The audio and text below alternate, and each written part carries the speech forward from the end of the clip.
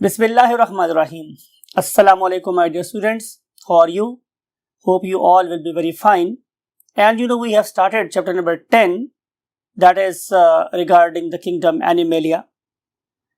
And today we want to discuss marvelous phylum. And that very marvelous phylum is none other than phylum Arthropoda. क्या होता है arthropoda, उसकी unique बातें कौन कौन सी हैं, इंटरेस्टिंग बातें कौन कौन सी हैं. Let's move to the white board. Yes my dear zoologists, हम चलते चलते थर्ड लास्ट फाइलम पे पहुंच गए हैं इनवर्टिब्रेट्स के. और आज हम जिस थर्ड लास्ट फाइलम की बात कर रहे हैं, that is basically the phylum arthropoda.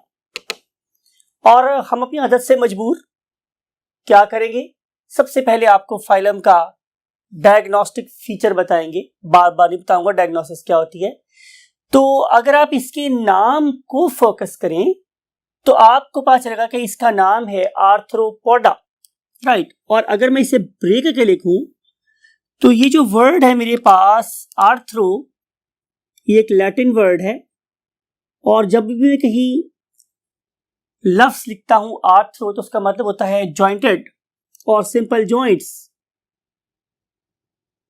Joints और जॉइंटेड. इसका मतलब है कि ये चीज जुड़ी हुई है या इसमें जोड़ है. और जब मैं वर्ड यूज करता हूं पोडा तो इसका मतलब होता है लेग और फीट. यानी कि वो तमाम ऑर्गेनिज्म जिनकी बाजू टांगों में जोड़ होंगे, हम उन्हें आर्थ्रोपोड्स में कंसीडर करेंगे, हम उन्हें कीड़े मकोड़े समझेंगे. तो जरा सोच के बताएं माय डियर स्टूडेंट्स, क्या आप लोगों की बॉडी में, आप लोगों के बाजू और टांगों में जोड़ नहीं है? Just feel it. तो आप कहेंगे सर हैं. तो मेरा क्वेश्चन ये है कि अगर मेरे बाजू और टांगों में जोड़ है या आपके बाजू और टांगों में जोड़ है तो हमें एक दूसरे को कीड़ा मकोड़ा समझना चाहिए. तो आप बोलेंगे सर नहीं, हम तो अशरफुल मखलूकात हैं. तो फिर हम इस ग्रुप पे क्यों नहीं इंक्लूडेड हो रहे? तो आंसर ये है स्टूडेंट्स कि ये वाला ग्रुप बेसिकली इनवर्टिब्रेट का है और हम एक रखते हैं व्हाट, वर्टिबल कॉलम. तो जिन लोगों में वर्टिबल कॉलम होगा वो कभी भी इस आर्थ्रोपोडिक ग्रुप का हिस्सा नहीं बनेंगे. So don't confuse yourself with this particular group, right. So these are basically what, मैं दोबारा रिपीट कर रहा हूं, these are basically invertebrates having jointed legs. Invertebrates having jointed legs are basically called as what, arthropods. Arthropods में हमें एक और चीज नजर आती है. आप लोग इनमें से जो मैं आपको मुख्तलिफ इमेजेस दिखा रहा हूं, आप जरा उनको देखें. ये 3-4 इमेजेस हैं. Can you find any other common character that we have discussed earlier? यानी कि टांगों में जोड़ के अलावा आपको कोई इनमें फीचर कॉमन नजर आ रहा है? यस, एक्सेलेंट, बिल्कुल मैं ठीक बोला कि इनके बॉडी में आप लोगों को सेगमेंट्स नजर आ रहे हैं, पीसेस नजर आ रहे हैं, राइट. हर जो सेगमेंट है इसके बारे में डिटेल आप लोग जाके पढ़ेंगे. जाहिर है कोरेस्पॉन्डिंग टॉपिक में that will be coming in second year. We will discuss in detail about its skeleton and how the things are basically arranged. लेकिन मुझे यहाँ पे ये बताना है सिर्फ कि इसका जो स्केलेटन है इसके अंदर क्या है, प्लेट्स हैं. ये वाली प्लेट्स डेफिनेटली बहुत हार्ड हैं और कार्बोहाइड्रेट की बनी हुई हैं. काइटिन इसका सिंथेटिक मटेरियल है. लेकिन इन प्लेट्स को अगर हम गौर से देखें तो पता चलेगा कि लुक एट दिस. हमने एक कॉकरोच को डायसेक्ट किया. डायसेक्ट करने के बाद हमने उसकी जो ऊपर वाली स्केलेटन थी उसको काट दिया, निकाला बाहर, तो पता चला कि बेसिकली ये प्लेट्स आपस में बहुत ही लूज प्लेट्स के साथ जुड़ी हुई हैं और जिससे के ऊपर ओवरलैप करती है, राइट. तो ये है इसकी सेगमेंटेशन. हाँ, ये हो सकता है कि एक ऑर्गेनिज्म के अंदर मेरे पास बहुत सारे सेगमेंट हो, और ऐसा भी हो सकता है कि लाइक इंसेक्ट इसकी बॉडी के 3 ही मेन सेगमेंट हो, जिससे आप लोगों को पता है कि हम लोग हेड बोलते हैं, थॉरैक्स बोलते हैं, एब्डोमेन बोलते हैं. और वो अलग बात है कि एब्डोमेन के आगे फर्दर पार्ट्स हो सकते हैं, लेकिन बाहर हम इनको भी कह सकते हैं कि these are segmented worms, right. अगर हम बात करें कि इसकी नेक्स्ट पॉइंट, तो नेक्स्ट पॉइंट मेरे पास क्या है स्टूडेंट्स, ओरिजिन एंड एवोल्यूशन। अगर आपको याद हो तो हमने अपने प्रीवियस फाइलम में ही, जिसका नाम क्या था एनालिडा, हम लोगों ने कहा था कि दे हैव बेसिकली सेगमेंट्स। तो हम कह सकते हैं कि as far as their origin is concern, their origin is from annelids, origin is from annelids. और इसके अंदर जो सबसे बड़ा कॉमन करेक्टर है वो क्या है, प्रेजेंस ऑफ सेगमेंट्स, यानी कि शायद इनका पॉइंट ऑफ ओरिजिन एक है लेकिन दो डिफरेंट लाइंस में इवॉल्व हुई, राइट। तो उस पर्टिकुलर कॉमन एंसेस्टर से अगर हम लोग लेफ्ट को मूव कर गए तो एनालिड प्रोड्यूस हुए, और अगर हम राइट को मूव कर गए तो हमारे पास आर्थ्रोपोड्स प्रोड्यूस हुए, लेकिन इन दोनों के कॉमन एंसेस्टर सेम लग रहे हैं। उसके बाद सेकंड पॉइंट है दैट इज द एवोल्यूशन, और एवोल्यूशन को आपको पता है कि मैं हमेशा इन्हीं एट्रीब्यूट्स पे डिस्कस करता हूं कि cellularity, zones, symmetry, number of layers and then coelom and then the stome. Definitely ये बातें आप लोगों के लिए नई नहीं हैं, और आपको पता है कि ये वाले ऑर्गेनिज्म क्या होंगे, yes, true multicellular. So these are true multicellular organisms. और ये ट्रू मल्टीसेलुलर क्या होती हैं बार बार डिस्कस नहीं करूंगा। अगर आप मेरे लेक्चर सुन रहे हैं तो आप इसे प्रीवियस लेक्चर्स को सुने तो आपको ट्रू मल्टीसेलुलरिटी का मतलब समझ आएगा। और अगर मैं इनकी जुआ की बात करूं तो these very organisms they are eumetazoans, यूमेटाजोन्स।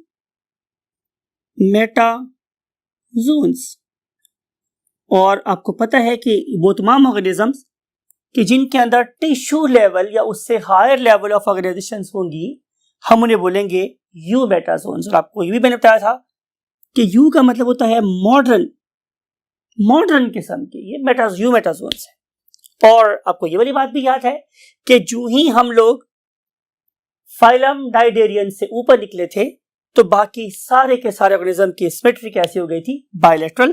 तो we can simply write it as कि they have got bilateral symmetry. बार बार जाहिर आप मोमेंट पे पहुंचने वाले हैं, डिवाइस करने की जरूरत नहीं है। और अगर मैं नंबर ऑफ लेयर्स की बात करूं तो आपको याद होगा कि all of them are basically triploblastic. और जब मैं ट्रिप्लोब्लास्टिक की बात करता हूं तो जाहिर है एक्टोडर्म, मीजोडर्म और एंडोडर्म तीनों किस्म के लेयर्स यहाँ पे पाई जाएंगी। अगर मैं सिलोम की बात करूं तो yes, they are true coelomates. और I think you know very well कि what is meant by the true coelomate. तो they have got the true coelom, right. Then last stomy का को याद है कि हमने ये कहा था कि वेदर दे आर प्रोटेरोस्टोम्स और ड्यूटेरोस्टोम्स। तो अभी तक ये वाले ऑर्गेनिज्म क्या हैं, प्रोटेरोस्टोम्स हैं। और आपको पता है कि प्रोटेरोस्टोम का मतलब ये है कि इनकी डेवलपमेंट के दौरान बनने वाला very first pore will become the mouth. तो इसलिए हम इन्हें प्रोटो का मतलब होता है पहला, और या प्रोटेरो का मतलब भी होता है पहला, और स्टोम का मतलब होता है माउथ। तो जो पहला सुराख बनेगा वो ही मुंह होगा, इसलिए हम क्या बोलेंगे कि दीज ऑर्गेनिजम्स आर स्टिल प्रोटेरोस्टोम्स। सो ये कोई जनरल सी एक एवोल्यूशनरी ट्रेंड मैंने आपको बताया कि कैसे ये वाले ऑर्गेनिज्म पहले ट्रू मल्टीसेलुलर हुए, फिर उन्होंने अपने आप में टिश्यू बनाना शुरू किए, फिर सिमेट्री बायलैटरल हुई, फिर उन्होंने 3 किस्म की लेयर बनाना शुरू की, फिर उन्होंने प्रॉपर ट्रू सिलोम बनाई, और फिर उन्होंने प्रोटेरोस्टोम को ही अपना मोड ऑफ डेवलपमेंट रखा। Next concept is the habitat. If somebody asks you what is habitat, so simply you must say that it is the address of an organism. ये तो किसी organism का address है where the chances of finding of that very organism is maximum. मिसाल के तौर पर अगर मैंने फिश से मुलाकात करी तो जाहिर है मुझे डेजर्ट में जाना पड़ेगा। डेजर्ट में आपको बहुत सी मछलियां इधर चलती हुई नजर आएंगी। Am I right? तो आंसर है सर, डेजर्ट में मछलियां। तो short I have you can say utter these words just for fun. Definitely if I want to see the fishes, so I have to go to the oceans or to some other water body. So address, तो कोई ऐसी जगह नहीं है कि जहां आप लोगों को आर्थ्रोपोड नजर नहीं आते, राइट। एवरीवेयर, हर जगह आप लोगों को आर्थ्रोपोड मिल सकते हैं, चाहे वो समंदर है, यानी कि हम कह सकते हैं कि चाहे वो हमारे डेजर्ट्स हो, ठीक है, चाहे वो हमारे क्या कहते हैं फील्ड्स हों, हमारी प्लेन्स हों, हमारी वाटर बॉडी की अगर मैं बात करूं तो दो किस्म की वाटर बॉडी हो सकती है, या तो वो फ्रेश वाटर हो सकता है, yes you can find arthropods in fresh water bodies, and you can also find these particular marvellous creatures in marine water as well. तो इसमें कोई ऐसी मुश्किल बात नहीं है। एक पॉइंट जो मैं पीछे वाले बोर्ड पे मैं लिखा था लेकिन मैं भूल गया आप लोगों को बताना, दैट वाज अबंडेंस। तो ऐसा करते हैं कि हम इस पर्टिकुलर चीज यहीं पे डिस्कस कर लेते हैं कि अगर मैं अबंडेंस की बात करूं तो ये ऑर्गेनिज्म दुनिया की 80% स्पीशीज बनाते हैं। तो जब मैं बात करूंगा कि 80% स्पीशीज बनाते हैं तो इसका मतलब ये होगा कि उनके अंदर वेरिएशंस, वैरायटीज बहुत ज्यादा हैं। हमने ये नहीं कहा कि वो दुनिया में सबसे ज्यादा, हम ये बोल रहे हैं कि वैरायटीज बहुत ज्यादा है। तो इस लिहाज से they are very very abundant, perhaps they are making the second largest group on the face of earth, right. अब हम बात करेंगे साइज और शेप की। तो अगर मैं इसके साइज की बात करूं तो yes they can be very small, ये बहुत स्मॉल हो सकते हैं, they can B so small that we have to use microscope to carry out their observations, or they can be meters long, no doubt at all. तो इसके अंदर भी हम लोगों को great diversity नजर आती है in the terms of size. For example, a dust mite, हमारी जो गर्द होती है, अगर आप कभी अपने घरों के दरवाजों को, रोशनानों को देखें जो बहुत बहुत हद तक साफ नहीं होते, तो वहां पे डस्ट जमा हो जाती है, राइट। अगर आप उस पर्टिकुलर डस्ट को देखें तो बज़ाहिर आपको उसमें कोई लाइफ नजर नहीं आएगी, but look at this scan, आप इस स्कैन को देखें, इसमें आप लोगों को एक डस्ट माइट नजर आ रही है that is extremely small but it is very very dangerous. Plus अगर आप लोगों को बचपन में कभी जुओं का सामना करना पड़ा हो तो उनकी जो टिक्स होती हैं और माइट्स होती हैं आल्सो वेरी स्मॉल, बड़ी छोटे साइज की होती हैं। और इसकी निस्बत में अगर आप लोग लॉन्ग ऑर्गेनिज्म की बात करें तो ये जो हमारे पास प्रॉन्स हैं और क्रैब्स हैं, they can be literally very large organisms. So बहुत ज्यादा वेरिएशन में नजर आती है in the terms of size. और अगर हम बात करेंगे इनकी शेप की, तो शेप में भी yes you may find all these 7 or 8 images. आपको इन सब में कोई चीज शक्ल के लिहाज से कॉमन नजर नहीं आती, एक्सेप्ट इस बात के कि इन सब की लेग्स में जॉइंट्स हैं, और दूसरी बात ये हो सकती है कि they have the segments. Otherwise, look at the variety in terms of what shape. तो आपको बहुत किस्म के ऑर्गेनिज्म, समंदर में रहने वाले, पानी में रहने वाले, खुश्कियों में रहने वाले, हवा में उड़ने वाले, or perhaps is a literally very very diverse group in these, you can say, groups of kingdom Animalia. And now we want to discuss the DS. DS stands for digestive system. क्या खाते हैं, क्या पीते हैं? तो अगर मैं ये कहूं कि कुल्लु मन अलैहा फान वयब्का वजहु रब्बिका ज़ुल जलाली वल इकराम, कि जो कुछ भी इनके पास आएगा सब कुछ फना हो जाएगा। कुल्लु मन अलैहा फान, कुछ भी नहीं छोड़ेंगे ये। यानी कि मुख्तलिफ किस्म के जो इंसेक्ट्स हैं, they are capable of exploiting their resources around them. चाहे वो हमारे पास डेजर्ट हो, चाहे वो पहाड़ हो, चाहे वो हमारे पास कोनिफर टॉल ट्रीज हो, राइट, चाहे वो समंदर का बॉटम हो, व्हाटएवर, कहीं भी, जहां कहीं भी इन ऑर्गेनिज्म को फूड मिलेगी, they will reach over there and definitely they will share of course their part. So ये भी याद रखना होगा कि they normally share what a lion share. और हम बात करेंगे आगे कि डाइजेस्टिव सिस्टम किस तरह का है, कहां से शुरू होता है। तो पहली बात यह है कि हम डिस्कस करेंगे इसकी फूड के बारे में। तो अगर आप लोग इनकी फूड की बात करें तो इनको आप सिंपली यूं कह सकते हैं कि they can be herbivores, no doubt at all. मैंने बोला कि इनके इर्द गिर्द जो कोई भी नजर आएगा, फॉर एग्जाम्पल कि आप इन पत्ते खाने वाली चींटियों के इमेजेस को देखें तो आपको नजर आएगा कि किस तरीके से ये पत्तों को कितने आर्टिस्टिक वे में काट रही हैं और लेके जा रही हैं, right. Then you may see what carnivore, आप लोग इस मेंटिस को देख सकते हैं। तो ये जो हमारे पास एक मेंटिस है, it is a very very strong predator of its you can say prey. एक जस्ट में, एक छपक में यह करेगा, अपनी शिकार को अपने बॉडी का हिस्सा बना लेगा। फिर इसके अलावा हम लोग बोलते हैं other one are called as what omnivores. Whenever we say the word omnivore, इसका मतलब तो पक्का पक्का ये है कि ये जो कुछ भी मिलेगा खा जाएंगे, चाहे वो हमारे पास हर्ब्स हो, चाहे वो हमारे पास फ्लैश हो. So these are the various types of their foods. और अगर मैं इसके डीएस की बात करूं, डाइजेस्टिव सिस्टम की बात करूं, तो आपको नजर आएगा कि ये digestive system is tube like, बिल्कुल इसमें ट्यूबुलरी डीएस है। और जाहिर it starts with the mouth, ये माउथ से स्टार्ट होगा and it will terminate at anus, और ये एनस पे जाके खत्म हो जाएगा। प्लस आपको इसमें भी डॉल नजर आती है। व्हेनेवर वी से doll it means division of labour. तो डिफरेंट जो पार्ट्स हैं डीएस के वो डिफरेंट काम कर रहे हैं, पर्टिकुलरली इनका वो वाला ग्रुप कि जिन्हें हम लोग मैंडिबुलेट्स बोलते हैं। Oh they are excellent churners. उनके माउथ पार्ट्स अगर जो भी चीज आएगी इट विल बी लिटरली इधर क्रश्ड और च्यूड, और it will be just you can say rude out.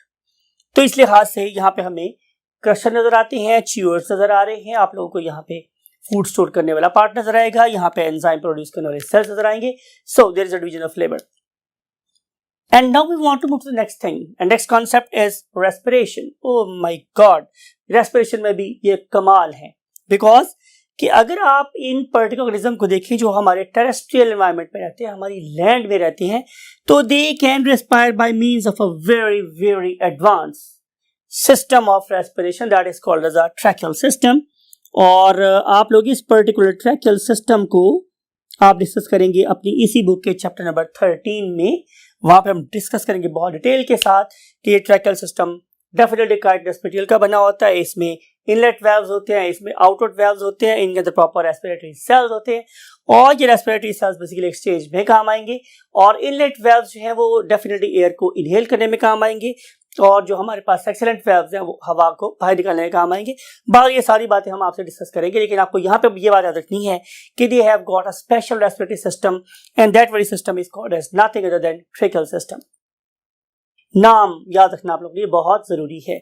लेकिन ये तो बात की बाय स्टूडेंट्स, मैंने किस में ये वाली बात की मैंने टेरेस्ट्रियल ऑर्गेनिजम्स में, but what will happen in case of the aquatic organism.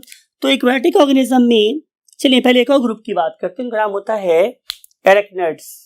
आपने एक मूवी शायद नाम सुना, उसका नाम होता है एरेक्नोफोबिया।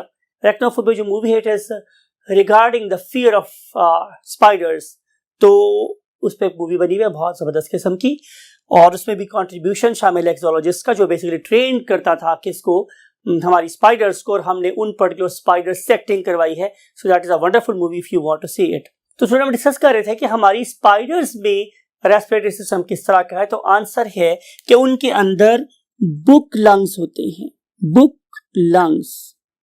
लेकिन अगर मैं बात करूंगा उन ऑर्गेनिज्म की जो पानी में रहते हैं, एक्वेटिक हैं, तो वो वाले ऑर्गेनिज्म जिस तरीके से सांस लेंगे तो हम क्या बोलते हैं, गिल्स। तो जाहिर है ये ऑर्गेनिज्म अपने अपने एनवायरनमेंट में वेरी वेरी ब्यूटीफुली अडेप्टेड हैं। तो they can obtain oxygen, they can give off CO2, and definitely their every cell is making of course energy that is very much essential to continue its life processes. Move to next column. और now we want to discuss the circulation. ये जो organism है आप कह सकते हैं कि इनके पास फर्स्ट टाइम एक किस्म का हार्ट प्रेजेंट था, ठीक है, और फर्स्ट टाइम आप लोगों को यहाँ पे एक सिंगल एओर्टा का कॉन्सेप्ट नजर आया, और आप लोगों को यहाँ पे एक ओपन सर्कुलेटरी सिस्टम नजर आया। सो ये जो चीजें थी ये हम लोगों को आर्थ्रोपोडा में ही मिलती हैं। एक multi chambered heart, then a single aorta, and then a circulatory system that basically going to release body fluid, that is basically the hemolymph.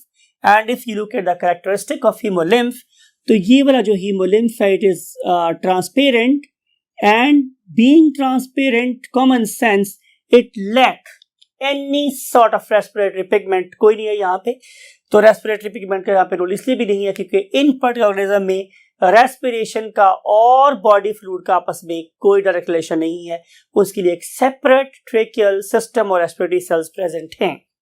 So blood if you want to say it a blood, so that particular blood is transparent because it lack any sort of what pigment or color. So हम बात ही कर रहे थे कि ये वही hemolymph ये बाद में फ्लोट करता है into different parts of the bodies like perineural region and then the perigastric region and then in the different sinuses of the body, तो इस लिहाज से इसकी सिलोम जो थोड़ी सी स्क्वीज हो गई है, स्मॉल हो गई है और डिफरेंट चेम्बर्स में डिवाइडेड है। लेकिन इसका सबसे बड़ा फायदा ये हुआ माय डियर स्टूडेंट्स कि इस पर्टिकुलर डिस्ट्रीब्यूशन की वजह से पूरी बॉडी के अंदर जो सिलोमिक फ्लूइड है वो डिस्ट्रीब्यूट हो गया या रोटेट करता रहता है या गर्दिश करता रहता है। Now we want to see the excretion. Oh yes, you will discuss this very topic in detail in, you can say, part 2, but we want to see something else। वो ये है कि एक्सक्रीशन के लिए हमारे पास ऑर्गेनिज्म को draw किया जा सकता है बहुत तेजी से, लेकिन बहरहाल again it is not the topic of you can say that much detail discussion over here. हम यहाँ पे सिर्फ आपको ये बताएंगे कि इस पर्टिकुलर ग्रुप में जो एक्सक्रीटरी ऑर्गन है उनका नाम क्या है। तो आंसर है मैलपिगियन, Malpighian। I don't know why different, you can say, even teachers utter this word Malpighian.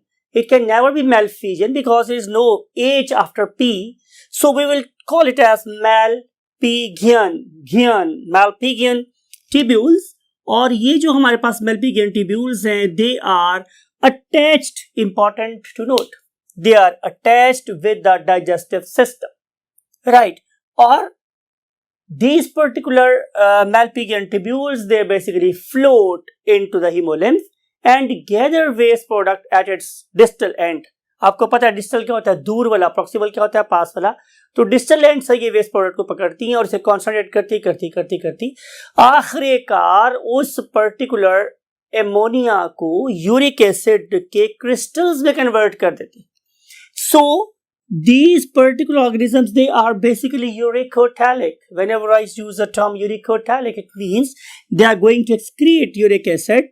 तो ये यूरिक एसिड को रिलीज करती हैं in the form of dry crystals. इसका मतलब ये होगा कि इन ऑर्गेनिज्म में ये एबिलिटी है कि वो जीरो वाटर के साथ भी अपने एक्सक्रीटरी प्रोडक्ट्स को बॉडी में से निकाल सकती है। तो इन the terms of excretory system, perhaps insects or the arthropods are the most superb organism on the face of earth। no other match in the terms of utilization of the water excretion।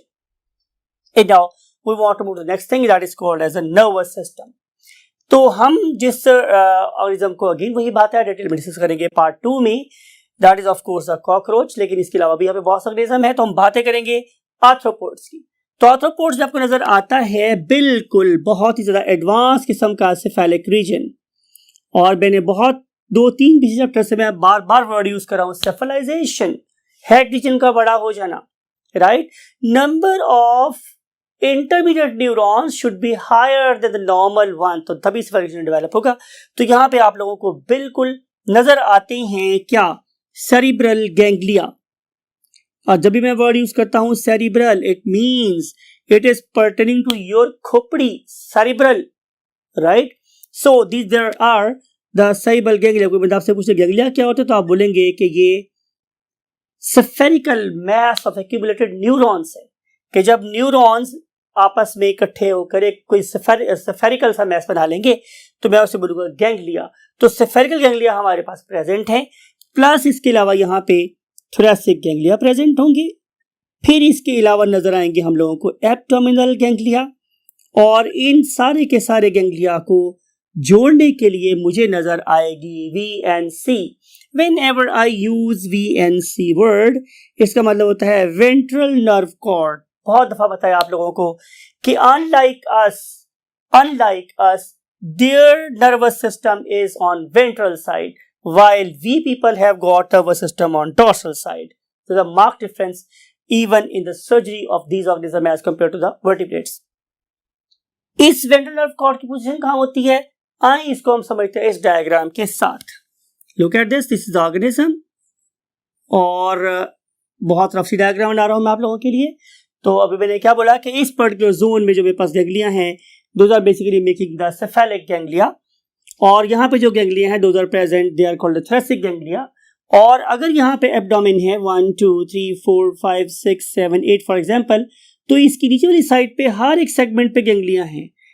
These particular ganglia, they are lying on ventral side। Remember, ये ventral side पे हैं unlike us, और इनको आपस में जोड़ने वाली जो नर्व है उसका नाम क्या है, जाहिर है वेंट्रल नर्व कॉर्ड, राइट। और अगर मैं इस पर्टिकुलर वेंट्रल नर्व कॉर्ड को शो करने के लिए कि कैसे इससे हमारी लेटरल नर्व निकलती है, तो I must draw the dorsal view. तो अगर मैं इस ऑर्गेनिज्म का डॉर्सल व्यू ड्रॉ करूंगा तो मुझे नजर आएगा कि यहाँ पे गैंग्लिया हैं, यहाँ पर गैंग्लिया हैं। सिमिलरली इन सेगमेंट्स में सेंटर में गैंग्लिया हैं, समवेयर हियर। और ये जो गैंग्लिया हैं, all of them are connected by means of course ventral nerve cord. ये नीचे वाली साइड पर है, इसकी मैंने जो ऊपर वाली प्लेट्स है वो उतार दी है मैंने। तो फिर इससे निकलती हैं यहाँ पे साइडों पर लेटरल नर्व्स, ये वाली, ये जाहिर है एसेंशियल हैं to gather information from the surroundings. तो ये है इसका nervous system that is very very much advanced, बहुत ज़्यादा एडवांस है। तो इस लिहाज से आप लोगों को नर्वस सिस्टम ज़्यादा एडेप्टेड नजर आते हैं ऑर्गेनिजम्स के अंदर। And now we want to discuss last topic of the day and that is skeleton and locomotion. और जैसे डिस्कस किया था मैंने आप लोगों के साथ कि स्केलेटन इट इज एक्सटर्नल, ये बाहर पाया जाता है। It is very tough, right, it is very tough but it is very light. और जिस पर्टिकुलर मटेरियल में ये खूबी पाई जाती है that is none other than chitin. And I think you know very well कि chitin is basically a carbohydrate. It is basically a carbohydrate. Right. Next. कि अगर आप इस पर्टिकुलर ऑर्गेनिज्म को देखेंगे तो आपको पता चलेगा कि ये जो काइटिनस प्लेट्स हैं they are performing many jobs. For example, अगर आप इस पर्टिकुलर डायग्राम को देखें तो नजर आएगा कि आपको इसकी लेग के ऊपर प्रेजेंट काइटिन के अंदर वाली साइड पे मसल्स लगे हुए नजर आ रहे हैं। जैसे ही आपको पता है कि हमारे मसल्स हड्डियों के ऊपर लगे हुए हैं, तो आप ये समझ लें कि इनके मसल्स हड्डियों के अंदर लगे हुए हैं, right. Therefore their skeleton is external, बाहर की तरफ है, राइट। और इस पर्टिकुलर स्केलेटन को जो बाहर की तरफ होता है हम लोग क्या नाम देते हैं, एक्सोस्केलेटन। इसके अलावा ये इसको डेसिकेशन से बचाएगा, डिहाइड्रेशन से बचाएगा। कहा जाता है कि अगर किसी जगह पर एटम बम गिरा दिया जाए तो तब भी वहां पे जो मखलूक नहीं मरेगी वो शायद हमारी क्या है, कॉकरोच। और उसकी रीजन यही है कि ने उसको एक बहुत लाइट लेकिन बहुत ही टफ किस्म का क्या दे दिया है, cover, and that cover is nothing other than chitin, right. तो ये है इसके स्केलेटन की खूबियां। अगर हम बात करें इसकी लोकोमोशन की तो यस अगेन जबरदस्त, ये बहुत ही मार्वलस ग्रुप है बिकॉज कि आप लोगों को इसमें स्विमर से लेके क्रॉलर्स तक, रनर्स तक, और फिर उसके बाद फ्लायर्स तक, फ्लाइट के ऑर्गेनिज्म तक सब किस्म की वैरायटी नजर आती है। लेकिन बाहर इन सब में ये बात जरूर को माने कि चाहे इनके चलने वाले पाँव हैं, चाहे स्विम करने के लिए क्या है कोई हैंड्स मॉडिफाई हो गए हैं, या फिर इनके उड़ने के लिए विंग्स प्रेजेंट है, whatever the case may be, they are always paired structures. और इन पेयर्ड स्ट्रक्चर्स के नंबर की बुनियाद पर हम आमतौर पर ऑर्गेनिज्म को क्लासीफाई कर रहे होते हैं। फॉर एग्जाम्पल कि जो नंबर ऑफ लेग्स हैं वो 6 भी हो सकती हैं, नंबर ऑफ लेग्स 8 भी हो सकती हैं, नंबर ऑफ पेयर जो है 10 भी हो सकती हैं, और नंबर ऑफ जो पेयर्ड लेग्स हैं वो 10 से ज्यादा भी हो सकते हैं। 10 से ज्यादा होने की जो बेस्ट एग्जांपल है वो क्या है, सेंटीपीड एंड मिलीपीड्स, राइट। तो आपको नजर आएगा इन ऑर्गेनिज्म में देखें कि सेंटीपीड में आप लोगों को हर सेगमेंट पे एक एक नजर आ रही है, लेकिन जब आप लोग मिलीपीड की बात करते हैं तो आप लोगों को एक ही सेगमेंट के ऊपर 2-2, 3-3 लेग नजर आती है। कहा जाता है कि ये जो सेंटीपीड्स होते हैं they are you can say not friendly at all, बल्कि इनको पॉइजन होता है, they can bite you, they can infect you and may sometime cause a death if you sensitive to it. लेकिन अगर आप मिलीपीड की बात करें तो वो बहुत लाइट वेट होते हैं और आपके ऊपर चल रहे हो तो आपको पता भी चलेगा। एबव ऑल कि ये एनिमी नहीं होते बल्कि फ्रेंडली होते हैं। मुरादा बात है कि समटाइम उनको फ्रेंडशिप की भारी कीमत अदा करना पड़ती है और हम उनको मार देते हैं। तो बात हो रही थी आप लोगों के साथ कि अगर आप इसकी निस्बत पे किनको देखते हैं फ्लायर्स को, तो फ्लायर में भी डेफिनेटली हमारे पास क्या होगा कि मॉडिफाइड अपेंडेजेस हैं ये वाली, और इनके जो नंबर है वो 2 भी हो सकता है और 4 भी हो सकता है। इससे 2 या 4 से मतलब है 1 पेयर और 2 पेयर्स। तो इसलिए खासी लोकोमोशन के लिए बहुत ज्यादा सूटेड हैं। They are very agile, they are very swift, therefore they are capable of you can say obtaining their food from multiple type of sources, different styles। अगर आप देखती हैं इस पर्टिकुलर मैंटिस को, तो आप इस मैंटिस की जरा मूवमेंट को देखें तो ये काफी देर तक है कि पोस्चर पे खड़े रह सकते हैं। इसकी वजह ये है कि इनका स्केलेटन बहुत लाइट है, प्लस इनके जो इंटरनल मसल्स हैं they are very very strong to hold that very light skeleton, और फिर मौका मिलते ही ये वाला मैंटिस अपने शिकार के ऊपर टूट पड़ता है, राइट। सो हेंस हम कह सकते हैं कि लोकोमोशन के एतबार से भी हमें सबसे ज़्यादा वैरायटी जिस ग्रुप नजर आती है that is a phylum arthropoda. Phylum arthropoda के लोग कैसे रिप्रोड्यूस करते हैं, उनमें यू कैन से डेवलपमेंट किस तरह की होती है, उनकी हमारे पास कौन कौन सी क्लासेस है, और मैं उन पर्टिकुलर क्लासेस में ऑर्गेनिज्म को किस किस बेस की बुनियाद पे इकट्ठा करता हूँ, इन सारी बातों को डिस्कस करने के लिए आपको वेट करना पड़ेगा जस्ट कल तक। और जब इंशाल्लाह आप लोगों से कल मुलाकात होगी तो ये सारी बातें आपको जरूर बताई जाएंगी, इस दुआ के साथ कि आपको ये सारी बातें माइंड बिल्कुल आपके रहें और आप इन बातों को याद रख के वो कीमती पॉइंट स्कोर कर सकें जो आप लोगों को फाइनलाइजेशन तक ले जाएं। और अगेन हमेशा बोलता हूँ, अपने वालिदैन का और हमारा बहुत ख्याल रखिएगा, खासतौर पर दुआ में। आई वुड लाइक टू से यू अल्लाह हाफिज।